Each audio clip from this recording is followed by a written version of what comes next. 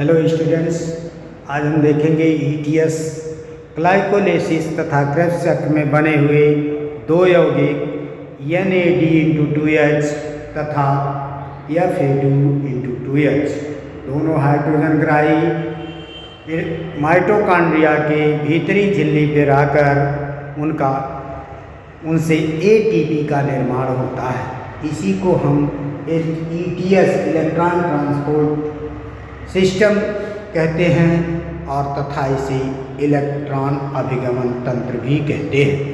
देखें पहले ETS की संरचना। ETS में 5 प्रोटीन के कॉम्प्लेक्स पाए जाते हैं। पहला कॉम्प्लेक्स जिसे NAD डिहाइड्रोजिनेज भी कहते हैं। पहला कॉम्प्लेक्स ध्यान दें, पहला कॉम्प्लेक्स है NAD डिहाइड्रोजिनेज, जिस पर NAD/2H आता है और उससे हाइड्रोजन तथा इलेक्ट्रॉन निकल जाते हैं। NAD पुनः वापस हो जाता है। दूसरा कॉम्प्लेक्स जिसे सक्सिनेट डिहाइड्रोजिनेज कहते हैं, ये दूसरा कॉम्प्लेक्स है। ये तीसरे कॉम्प्लेक्स के बाद होता है। यहाँ पर FAD/2H आता है और उससे हाइड्रोजन तथा इलेक्ट्रॉन का निष्कर्षण होता है। तीसरा complex cytochrome BC1, cytochrome BC1 होता है, जो तीसरा कॉम्प्लेक्स है। यह इलेक्ट्रॉन को निकाल लेता है, यानी ऊर्जा को निकाल लेता है और दोनों माइटोकॉन्ड्रिया मेम्ब्रेन के बीच में लाकर आगे पास कर देता है। यहाँ पर हाइड्रोजन निकल करके माइटोकॉन्ड्रिया के दोनों मेम्ब्रेन के बीच में आ जाता है।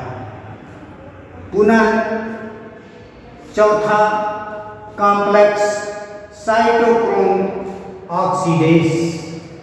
साइटोक्रोम ऑक्सीडेज पर जो हाइड्रोजन यहाँ से निकले हुए थे वह ऑक्सीजन से संयोग करके पानी बना लेते हैं। आप देखें पूरे श्वसन में यही एक रिएक्शन है जहाँ ऑक्सीजन का उपयोग हुआ है।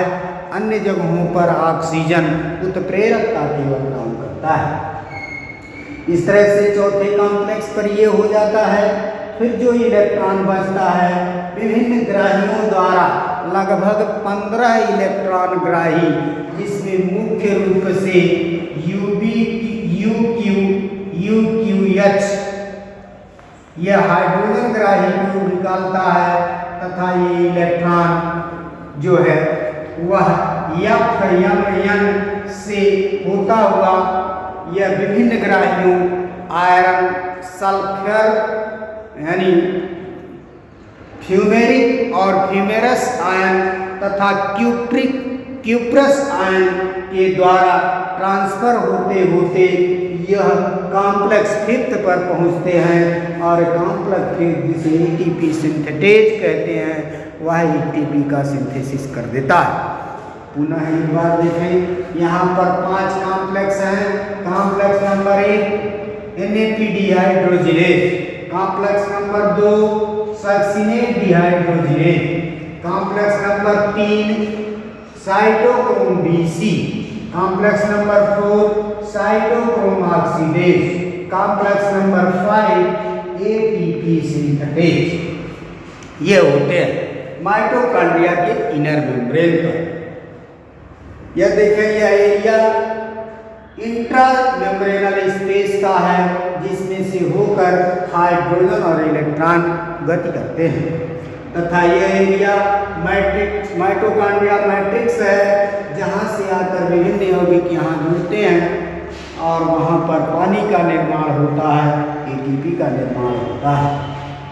शेष क्रियाएं माइटोकॉन्ड्रिया के इनर मेम्ब्रेन का यह एरिया है, जिसमें यह धंसे हुए विभिन्न प्रोटीन कॉम्प्लेक्स होते हैं। अब देखें क्रिया विधि। NAD/2H कॉम्प्लेक्स 5th पर जुड़ता है और जिससे MN इसे हाइड्रोजन का निष्कर्षण करके यूबिक्विनोन को दे देता है। यह यूबिक्विनोन OH को ला करके कॉम्प्लेक्स 3rd पर पहुंचा देता है। साथी इलेक्ट्रॉन या फिर से फेरस आयरन सल्फर FeS ग्राही द्वारा होता हुआ यह कॉम्प्लेक्स थर्ड पर आ जाता है। इस प्रकार एक ATP के बनने पर ऊर्जा का निष्कर्षण यहाँ होता है।